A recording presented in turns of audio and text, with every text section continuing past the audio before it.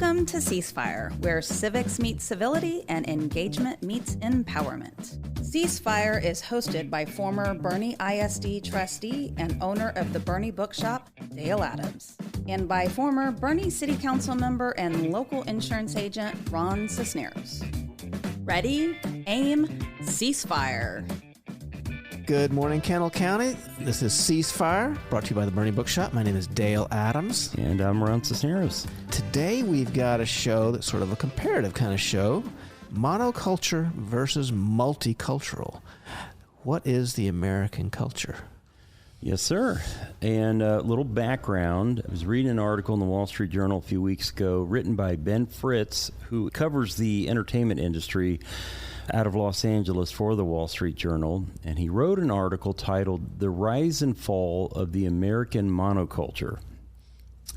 And I thought, oh, that's interesting. I didn't realize it had fallen, and I wasn't even sure if we had a monoculture. I do believe there is an American culture.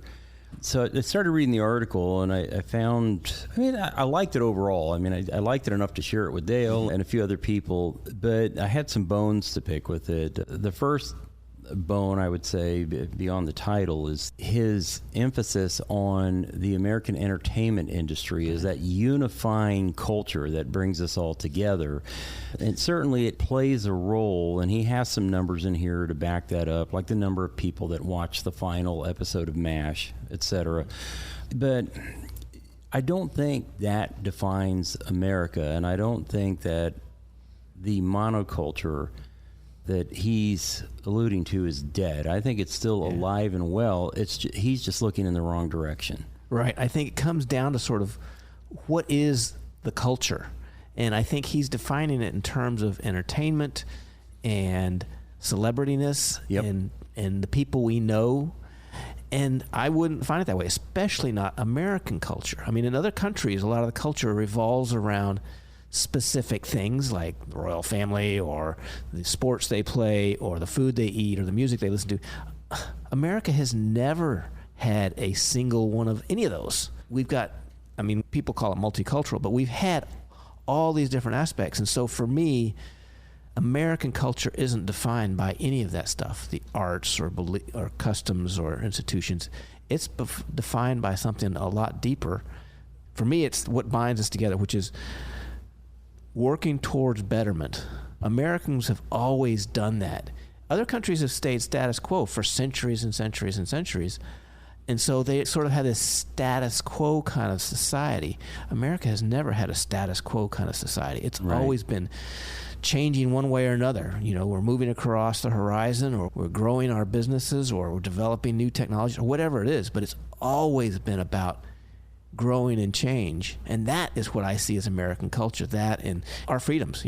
I decide what's going on in my life. There's not a structural, historical entity like a royal family or a patriarch that has always been there. It's always been fluid in America. We change our presidents every few years. And so I think those two things, the working towards change and betterment and the I rule myself, are the foundations of American culture. And so when everybody talks about the other stuff, I get skeptical about it. Yeah, I agree with that, and I think it's that passage in the Declaration of Independence, about the pursuit of liberty and happiness, and that ideal has brought millions of immigrants to the shores of this country since its founding.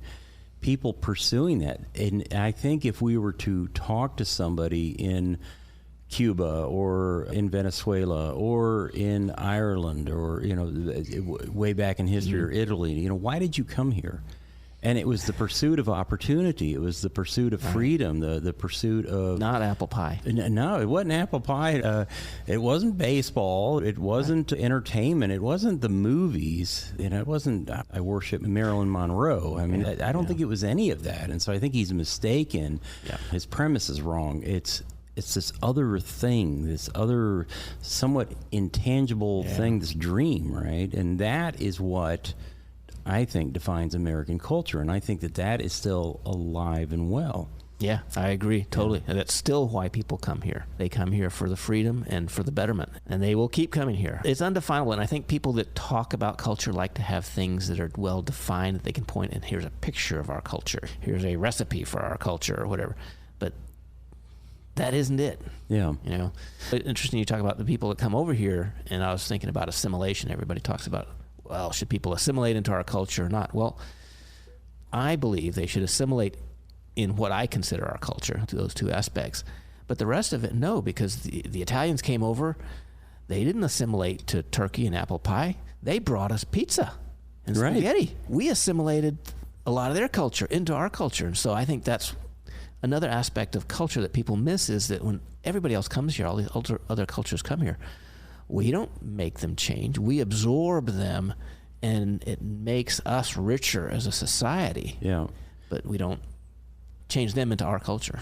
Yeah, and a lot of people are critical of this, but I actually kind of love this. We take those things, Italian food, Mexican food, we sort of Americanize them, repackage them, appropriate, and then sell it across the world. And you'll remember, we were both shocked to find this. We were up in the northeast part of the island. I don't remember the town's name, but we were walking into grocery stores wherever we go to see what they have, and then there was this end cap on one of the aisles, and it was a section on Mexican food. And it wasn't anything like you'd find in Mexico, and it was like the worst of the worst at HEB, But it was there. But it was there. Amazing. Yeah. And the Icelandic people buy it, they eat it. We went to a restaurant shortly after that, and I got the equivalent of what you would call a Mexican pizza at Taco Bell, but much, much better, but with the Icelandic spin on it.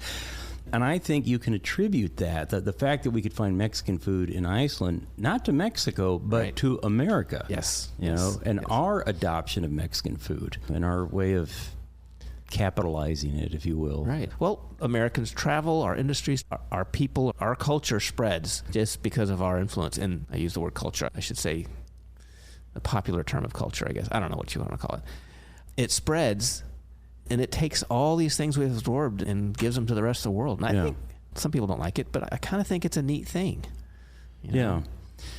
I want to go over some numbers, because I was talking about how he cites some things and offers some numbers in his article. And there are a couple of them I want to go over real quick, just to demonstrate why I think that he's sort of misled in his argument. One of them is he mentions Gone with the Wind, and he writes an estimated 200 million tickets were sold. And then he mentions that in 1939, when the movie was released, the population of the U.S. was 130 million. Right. Well, obviously that means that some people watched it multiple times. Right. Whenever you read something like that, you really have to kind of zero in on what's being said there, or what's being written, and think about all the little pieces of the puzzle that you have in that. So first we have 1939. What major event was happening in 1939, right? And later on, he actually mentions that back in the day, there were only 3 major broadcasters, right? Mm-hmm. And I think there were 5 or 7 major movie studios, right? And so, and it's 1939. You didn't have the multiplex with 14 screens. You had the town theater, and they could probably afford one film. There might be an opening film if you're lucky, right? But you didn't have a choice. There's a reason that 200 million tickets were sold. There wasn't anything else to do, right? So, but then he comes back and he writes about MASH, and he says, in 1983, there were 100 million people that watched the finale of MASH. And I was, wow, that's impressive. Mm-hmm. So I thought, well, but he didn't give me the population number like he did in 1939. So what was that population of the United States in 1983? Well, it was 233 million. So what he has said, without saying it, is that less than half of the population watched MASH. I know I was part of that more than half that didn't watch it because I didn't like the show. And so, how can you say that MASH is a unifying, cultural event? Right. I mean, right. And that, I'm glad you said that, because that brings up something that people talk about cultures as being something that's a characteristic of a group, but I would actually say it's something that binds a group. And so the desire for freedom, or the working hard towards betterment, binds people together as a team. But having your taste in films, that doesn't bind you necessarily. It can tribalize you like sports teams do, but it doesn't necessarily bind everybody together because everybody has different tastes. Yeah. So, speaking of sports teams, he does admit later on that, he says the monoculture is dying a rapid death, but then he says outside of major sporting events, the Super Bowl, the college national championship, which we just had a few weeks ago, those are still major events. I don't know if they're unifying, but a lot of Super Bowl sort of is. I think because so. people go that don't even want to watch it. Yeah. You know, they'll go just to snack on Doritos and talk to each other and drink beer. And watch the commercials. Right. Yeah, right. That's, I think, well, I don't want to be misogynistic, but there's a certain part of the population that might be there for the commercials, and then another one that's there for the game, even if their team is not in there. I've gotten used to the last 30 years have been me watching the Super Bowl without my team. But, I still come back. And so that has acquired a bit of a cultural binding aspect a little bit. Later on, he also writes about other events, more, I don't want to say modern because they're not now, they're old, but he talks about Jurassic Park and Smells Like Teen Spirit. And I'm like, I don't think, in fact, I can't draw a vision of my dad in my head listening to Nirvana. It just doesn't happen. It's like, he keeps going down that pop culture road. It's just not, that's not what unifies us. That's not what identifies us as Americans. But it did sort of collectivize people into sort of tribal stuff. Yes. Which, I mean, we've talked about tribal stuff before, and I'm not a fan of it. But a lot of what we call cultural things do tend to tribalize people, and it's getting more and more. But we're going to take a quick break. This is Ceasefire with Dale and Ron. We'll be right back and talk more about culture.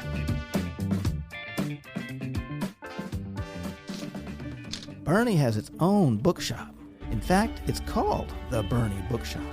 Hi, I'm Dale Adams, inviting you to get lost. Get lost in a good book in our relaxed and casual atmosphere. We have a wide and eclectic selection in the Bernie Bookshop. We pride ourselves on finding what you're looking for. We do author meet and greets, host writing workshops, and can connect you with a good book club. And your young ones will absolutely love our kids section at the Bernie Bookshop. And while we want you to get lost, we're easy to find, as we're in the heart of Bernie at the back of the Richter Tavern building. We are the Bernie Bookshop.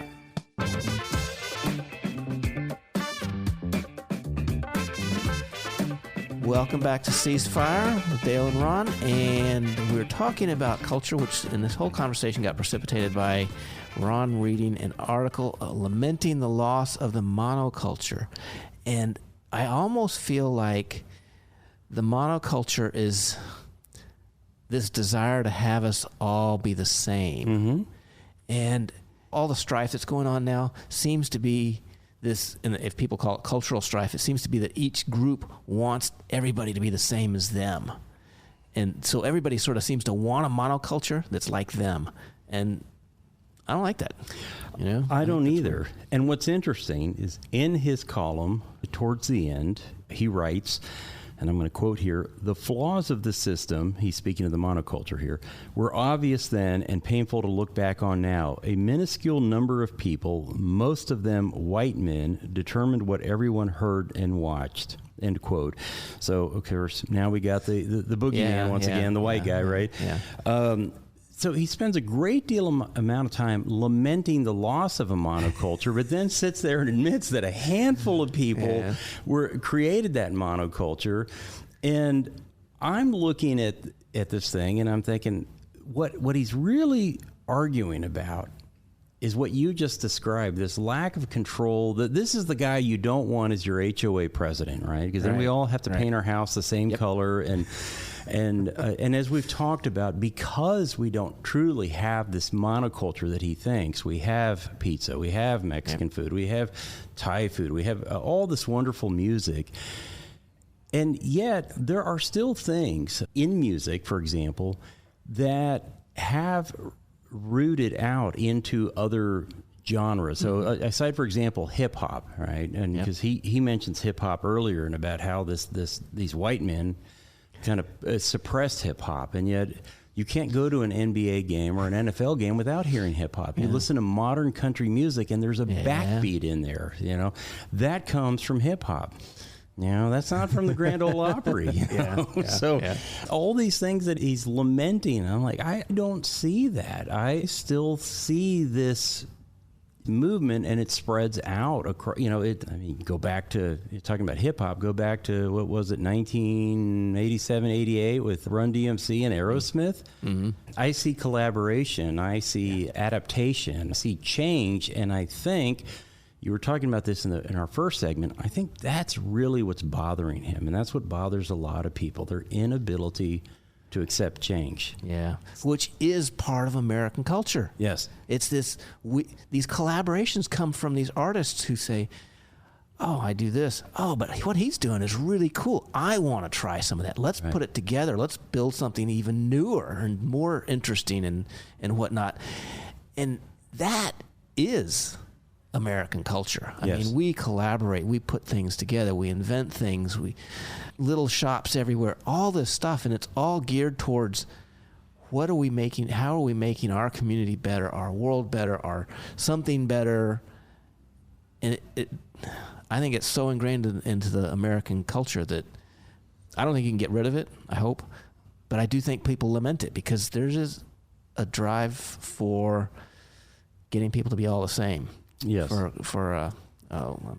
lost the word. I'm trying to think of where people are all the same. Oh, homogenous. Homogenous. Being the same. And even the people that talk about diversity and wanting all this stuff, they want us homogenous in certain ways. Yes. In our outlook, particularly. And so, I have a hard time with that dichotomy that they've got going there. Yeah. Well, and it often seems. And I don't want to be harsh here, but it often seems that the people that speak about multiculturalism and diversity and all that are the ones that are cracking the whip, trying to funnel you into a certain train of thought. Yeah. And for example, I think, step on some toes here, but I think the Democratic Party, for the most part, always had the Latino vote. And that has started to fall apart recently. And I think that falls apart because of their inability to recognize that Latino culture, for the most part, tends to be Catholic, tends to be a little machismo at times, I think the word we would use. But they want the vote, but they don't want to accept that. They want them to accept their worldview of... to assimilate into their world. Right. Yes. And that frustrates me, right? Yeah. So are we about diversity or are we not about diversity? Which is it? Yeah. But I want to go back to the choice thing because I really think this is a problem too. And I mentioned this to you the other day when I was thinking about the concept of this show. A song by the band, of course I'm going to do a music reference, a song by the band Devo, Freedom of Choice. And I want to read a little bit of the song to you, a little bit of the lyrics. In ancient Rome, there was a poem about a dog who found two bones. He picked at one, he licked the other, he went in circles, he dropped dead. Freedom of choice is what you got. Freedom from choice is what you want. Now, I bring this up because I think I hear this all the time. People complaining about too many choices. This whole country was founded on freedom of choice. I get to decide who I want to hang out with. I get to decide what I want to say. I get to decide where I want to live. I get to decide where I want to walk, where I want to go, what I want to do. And for some people, that's the cause of a giant meltdown. Walk into a restaurant and this menu's too big. There are too many choices. I don't know what to pick out. I might make the bad choice. Right. And it's like, no, this is a good thing. And so, going back to the article, in the complaint about the monoculture and how we're not watching the same movies and we're not listening to the same music anymore. And he's talking about, or he's writing about, how Hollywood's not relevant anymore because somebody can go out. Yeah, right. Somebody can go out now with their Apple phone and make a movie. Yeah. A band doesn't have to wait for EMI or Capitol Records to discover them. They can go and put their stuff on Spotify, and a guy that might like emo music or industrial dance music can sit there and find it, and they don't have to rely on the record companies anymore to bring it to them. And then another person can say, I'm not really into that genre, but I like the beat in that or the bass line. I'm going to bring that into my form of music. We have more choice in music, movies, literature than we've ever had before. And then Ben Fritz wants to complain about it. I don't get that. It's, if you want, you can spend your Saturday morning listening to Bernie Radio and Ceasefire and hear us. And if not, you can do something else. Yeah. I think it's a great thing. I think sometimes people like predictability. Yeah. And they want things to be organized. I mean, I know I do. And sometimes too much choice just disrupts that. Yeah. They're like, oh, well, I don't know what restaurant to pick. There's just too many of them. Yeah.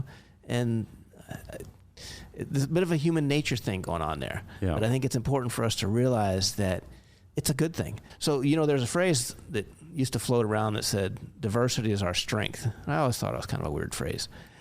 And diversity is not really a strength. It's something we want. Right. I want to have all the different kinds of restaurants around, but it's not necessarily a strength. And it bothered me that people are trying to make it a strength. Something that's good doesn't have to be a strength, but you can still want to have it. Counter argument to that is the unity is really our strength argument. And there is value in that because teamwork. When people talk about teamwork. Right? But when I hear that argument, what I hear is that HOA argument. We got to have all the roofs looking the same. We got to have all the sidewalks the same. this uniformity, right? And it's not unity. It's not diversity. That's not what made this country great. No, it's not. But I think what happens is people get so focused on one or the other that they don't realize that there's a balance. Right. That each one has its place. Yeah. Like in the military, unity is incredibly important, but so is diversity and variety of experiences and capabilities and stuff. Everybody has their own role that's different. And so diversity and variety, they have their roles and their place, and they're good. And unity has its role and its place.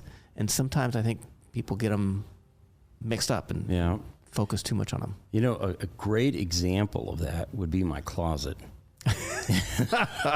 my shoe brands are all the same, right? In terms of sneakers, there's unity there, but there's diversity of color and diversity of purpose. And so I can't sit there and tell you, well, unity is the key or diversity is the key. It's both. As you said, it's nuance, right? Music's another great example. I used to spend a lot of time, really, maybe too much time, thinking about my Spotify playlists and trying to define them by genre. But then you get these genre-bending bands like Steely Dan. I'm like, I really don't know where that fits. And so now I just have what I call RC's faves. That's my ultimate playlist. And it will bounce from one thing to another. And sometimes I find what I want to listen to just based on one song. And it's like, let's just go down that rabbit hole and explore that today, right? Yeah. But other times it will go from, I don't know, Iron Maiden to a flock of seagulls. And it used to be jarring, right? But now it's like, okay. Life's good. That's good. Plenty of choices. Yes. God bless America. Absolutely. Your discussion on the shoes reminds me that the same thing happens in my bookstore, actually.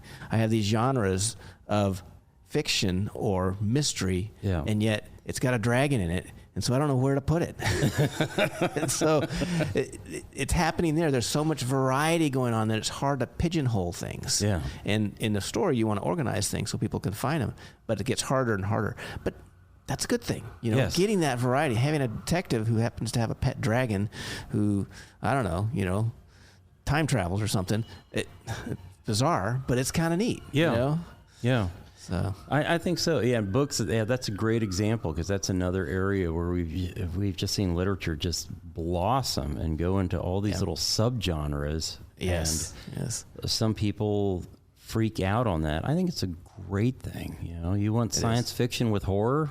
Why not? Have at it. And in getting that diversity, you end up with stuff that's not that great. And so people say, oh, it's so bad to have so much because look at this garbage stuff somebody's written. You can't have the wide spectrum unless you have the extremes. You've got to have the really bad stuff to have the really good stuff because you got to have people trying all different things. That's part of the American spirit, is trying new things and exploring new ideas. And that's part of our culture. I love these videos I've seen where they bring somebody from another country into an American grocery store. At first, their head explodes, but then they get excited. Yeah. And then you and I have had the opportunity to go the other direction, and it's like, what? One kind of bread? Is that it? Exactly. Or, oh, they have a ribeye. It's deep frozen, and it's been in that state for Lord knows how long. Yeah. No, thank you. Yeah. Gotta love choice. Yes. And for my book today, I haven't brought any kids' books much, but this time I thought I would do that. It's actually a series of books, so it's unified in its author, but it's variety in its topics. And these are Nathan Hale's Hazardous Tales, and they are graphic novels, but they're on various historical aspects of America. So there's one called Lafayette, there's the Underground Abductor, which is the Underground Railroad, the Donner Dinner Party, the Alamo, all these different aspects of American history that sort of, they do bind us by knowing what went on before, but they're all these strivers and these changers and things. And it's a neat series of book, very popular with the kids, and we got them at the Bernie Bookshop. Great. Where there's tons of variety, lots of choice. Lots of choice. Too much sometimes for some people. We get people coming here saying, I got to stop. I can't keep going. And I think we're about to wrap up. Thank you for listening to us. And if you missed any of it, you can always go to bernieradio.com and listen to our podcast. All kinds of topics. So many to choose from. Yes. And we'll see you next week.